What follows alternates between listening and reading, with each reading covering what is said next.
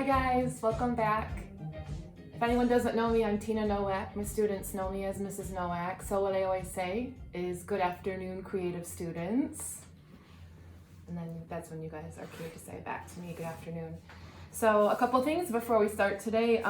First I forgot last time to thank my camera guy, sound guy, director. He's back there shaking his head. And doing some funny dances. That's Jeff, also known as Mr. Nowak, so thanks for all of his help because I couldn't do this myself. And number two, I wanted to let you know that not all of my stuff that I'm sharing is on YouTube. So I've been trying to let some of you know that I put my the prompts public on my Facebook page, and then I'm sharing with my students through Dojo. So if you've came across me through one of my websites or one of my groups on Facebook or neighborhood, whatever, and you need to understand more, I can help you to see where some of those drawing prompts are. So third, I wanted to have you look out, if you can check out right above my YouTube post, there's a former classmate and colleague of mine. Her name is Jamie Pillow. She posted a really good art therapy YouTube little video yesterday, and it has some really cool things I think some of you would like as well. So Jamie's kind of doing what I'm doing here, and I'll try to put a link underneath mine for her. Let's see. Today is Chalk Your Walk Day. My friend Becky Farmer let me know about that, and for anybody who gets a chance, if you can go outside today, if it's not raining, get out some sidewalk chalk. I guess there's a hashtag going with it, but the idea is to make everybody happy as they're riding their bikes and walking around our neighborhoods, since we can't really get out and see each other as much. So if you get a chance, I encourage you to get out some sidewalk chalk and go out and chalk your walk. Let's see, I had a lot of announcements today. My email address, can you use this to send me images? When we're done with a lot of these projects, I'd like to put these all together into like a group mosaic collage of all of our work together. So this is my Southgate email, noact@sgate.k12.mi.us. So if you have any further questions or suggestions, you can get me there. But really for this time, I'd like the artwork sent to me if you don't mind. I'm going to talk to you about today's supplies, and if you need to pause, you can do it after I'm done with that. So I sent a little notice out earlier. I'm not sure if you were all able to see this. Everybody should have at least one paper bag at home. Grocery bag will work. We're going to use this to cut up and make it into our artwork. I happen to have a lot of this craft roll paper. If you have some, that's great. It's actually a little easier to work on, but if you don't, a paper bag will work fine. And a pair of scissors so we can cut that up. We're going to draw mostly with a pencil and probably eraser. With my kids, we talk about artists erase often as much as they draw. An eraser is your friend.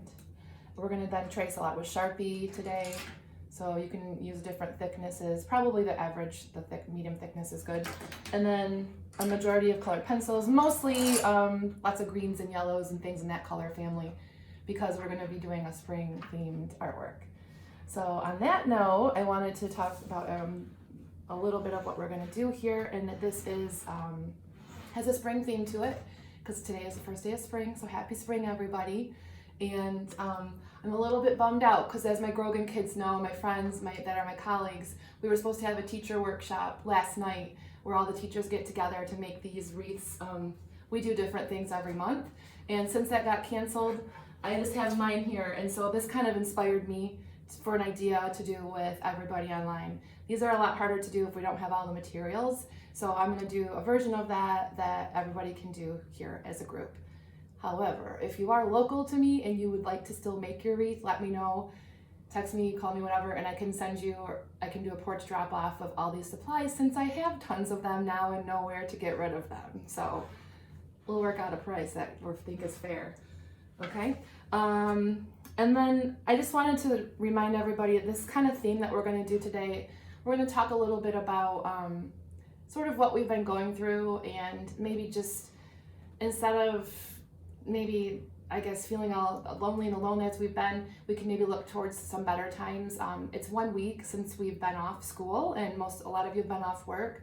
A week ago today, we were finishing our last half day of school and kind of in shock with what was about to happen. So it's been pretty remarkable for me and a lot of people to see how communities have come together, and it's ended up being mostly with artists and performers, which is interesting, I think. to try to make things a little bit better for all of us. So with that in the back of your mind and thinking of it like an art as therapy technique today and a kind of like a feel good, let's use spring as our springboard and moving forward and trying to make everything kind of more positive, and then looking forward into the next few weeks for what we've got in store. So what I have here are some examples, and these are not finished. I kind of just wanted to start them off to show you. So again, inspired by my embroidery hope wreath with eucalyptus and flowers. This is a flat version of it, drawn with just Sharpie and colored pencil with lettering in the middle of the word together. There's been a lot of talk about how everybody can kind of solve some of these problems if we work together. And then here's another one with the word love. And I want you to notice the difference in these two wreaths, how this one has many different floral and leaf patterns around it. This one is mostly all similar. So it's kind of what we're gonna do, a little bit of that. And I'm gonna talk to you about some ideas for getting those, and then we'll just move forward from there. So to start with, you're gonna need to cut up your bag. So there's not a great way to do this other than, I would say, try to cut on your creases where the bag is folded if possible. We're not gonna use the whole bag, so you don't have to have a perfect cut. You might even wanna rip a little bit. Basically, you want to get a nice flat rectangle, if possible, on the flattest part of the bag. Don't need this part. Okay. So, seems to me on mine, this is a pretty beat up bag. I probably hauled it to school a few times, back and forth. Right about here seems pretty flat, so that's the area I'm going to work in. So, I also, oops, I told you you were going to need a plate to trace with, or could be like a pizza pan, any type of a round template. I have, this is a lid for my art supplies. I'm just going to use that. So to start off with, I recommend starting with your pencil to draw. So it doesn't have to be any kind of fancy pencil. I'm going to hold this steady and trace that shape. I would try to keep that pencil line light because you're probably not going to need that there later. You may or may not want to trace it with your Sharpie. You could have a little bit of the circle disappear, so you can see how it doesn't go all the way through every time. So that's why I don't want you to trace the whole thing with the Sharpie to start with, because often the line will break in between. So start with just pencil. Then what I want you to do is come up with a word. What word is kind of like something that's going to motivate you to move on through the rest of this weekend, through the next weeks. And you can make several of these. They could be gifts. You could hang them in your windows so that people walking by can see. So here's a bunch of words that I kind of composed with some help of some friends online, and just kind of thinking about some things that make me kind of feel positive about moving forward. So connected, trust, togetherness, future, strength, hope, resilience, laugh, community, peace, help, create, breathe, brave, love, believe, spring, patience, and strength. So if one of those words kind of makes sense to you and speaks to you, then I would use that one. If you have your own or even a short phrase, that can work. So I'm actually going to go ahead and cut off the top of this just to get it out of the way a little bit.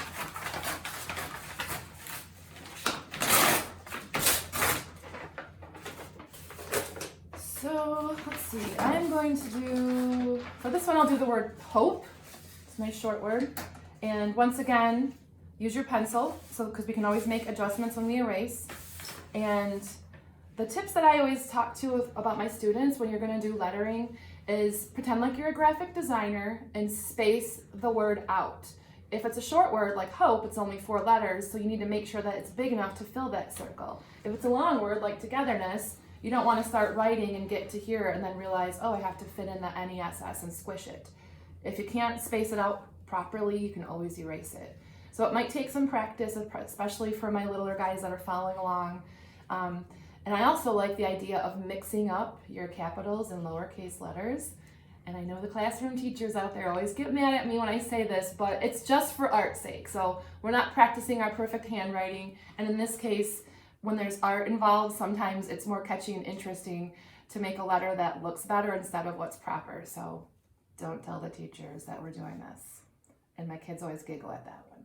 So I'm going to do the word hope, and I'm just going to letter this out right now with my pencil. It's probably going to be hard to see, but when I darken it and fill it in, you'll be able to see it. So I'm doing a capital H. I like to make my letters a little crooked too. It seems to have a little bit of more of a fun, whimsical feel. So I just lettered out H-O-P-E. And now I'm going to go over top of this. Of course, I got the bad Sharpie. Just one time over each letter. Now I like to make parts of the letters kind of pop out more than others because that seems a little bit plain to me. So to use some fun lettering styles, if you think about if you've seen your Coke can or your cereal box or your t-shirt, anything you have, the letters are interesting. They're not just boring print. So I'm going to make part of this H thick right here. And I like to do a little curlicue. I'm gonna make that P kind of flare out at the bottom. So I'm just jazzing up my letters a little bit, adding some thickness sometimes. Often I like to make thickness on, like in calligraphy, it'd be where the downstrokes go. And I might add some little dots once in a while. Most of my students have done a lot of fun designs where we do lettering, and actually, 4th and 5th graders at Ford Line, you've done something like this very project at Thanksgiving where we did lettering and then a wreath around it. So there's my letters for hope. I'm probably going to go back in there later on and start and add more to them. After I have that, I'm going to start deciding which type of floral pattern and leaves that I'd like to put around the outside of the wreath. And again, those options are endless too. So I actually have, I looked up a bunch on Pinterest. If you want to go outside and look and see, depending on where you live, a lot of stuff is starting to bloom. You could find a leaf or a piece of grass or a plant that's popping up and find that for an idea. Pinterest is always full of ideas if you just want to scan through that. So what you should do, and I'm going to show you an image in a minute, is pick one that you like and then just keep on repeating it. So I'll grab an image here and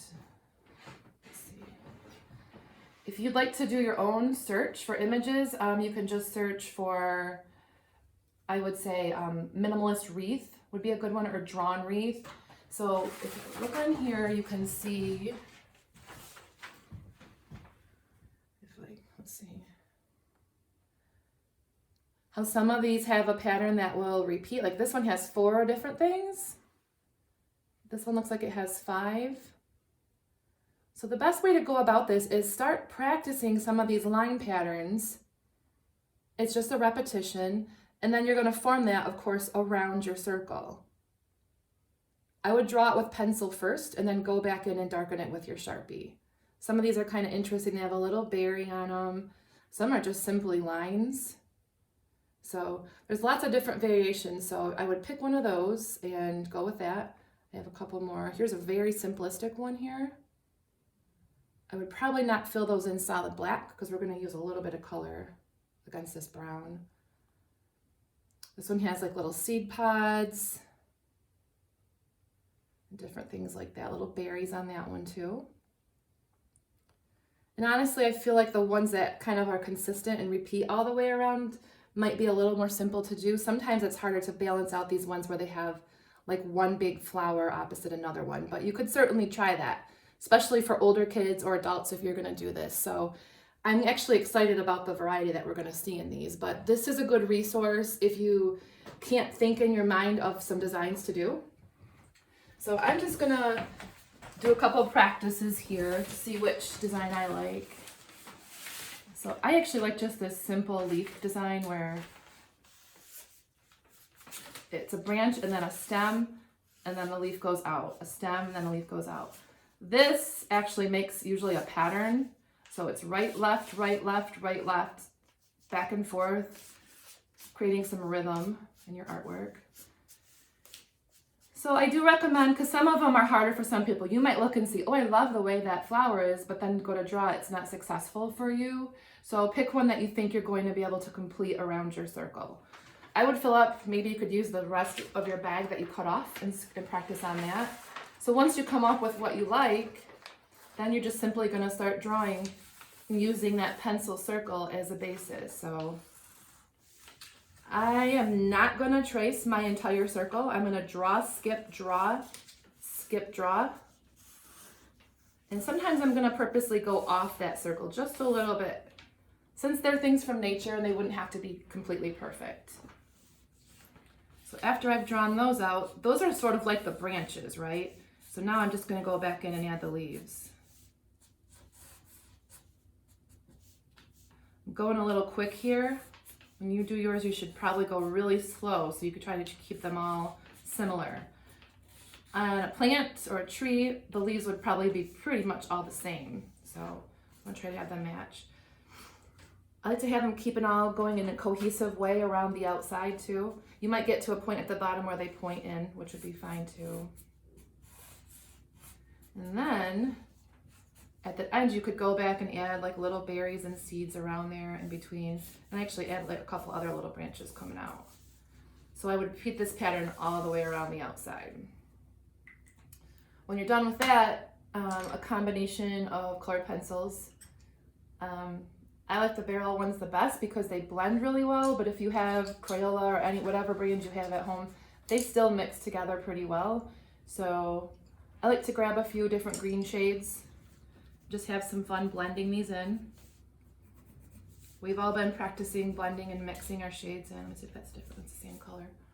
Sometimes you can put a little bit of yellow over it and make it like a nice bright chartreuse, especially for spring. And then I always love adding some white. That creates the tint effect, and it really makes that pop against this brown paper. This mid-tone, you can really brighten up a lot of these highlights with that. So the white is really fun to go back in and even outline some berries later, and definitely put a lot of white in your lettering. For the letters, I do want my black to show, so I'm kind of going next to where the black is. I'm not covering right over top of it. I'm going around the black spaces. So kind of think of it like you're doing like a little echo around each letter and blending and shading. Mixing a little bit of green here and there. Again, I'm keeping a limited color palette with just these few colors, just because I think that's what I want to do for spring. If you have something else in mind, that's certainly fine. It's a fun time of year because there is so much color coming up, so we can really exaggerate that.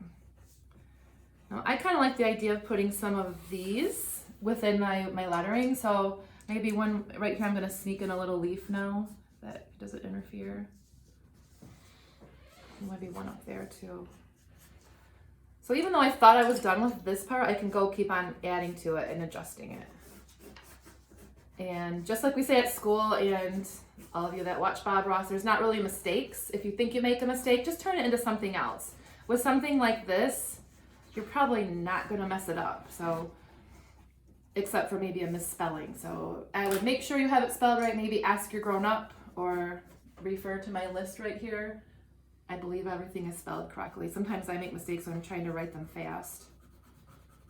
So I'm not claiming that mine are perfect either.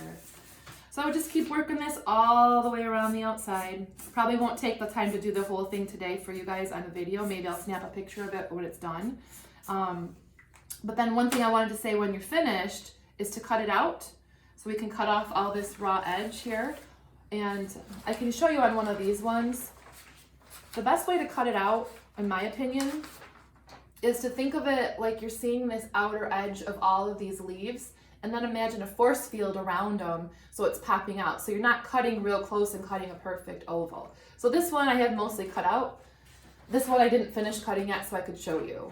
So you can see how my cut line kind of follows this outline of the leaves. So I'll do the same thing here. So I'm going to cut around the leaves, and back in. I'm not coming too close to it. Again, think of it like a little force field, so you're keeping it at a safe space between there. That way it's not perfectly straight, but it still follows that interesting scalloped line of a wreath. And I'm going to get that out there for now.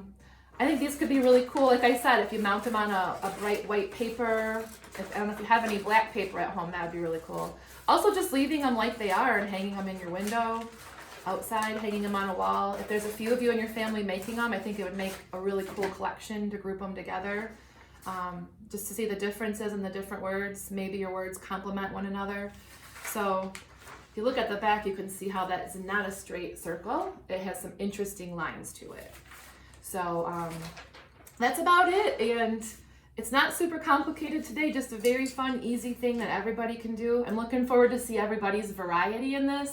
Again, this is all about all of us doing what we can, and it's pretty cool how art can pull us all together and make us feel good about it. This is something we can all do at home, from little guys all the way up to grown-ups, and I'm thinking it's really fun that all of you are sharing with me what you're doing. So thanks again for everybody, and let me know if you have any more questions, and that's it. Have a great day.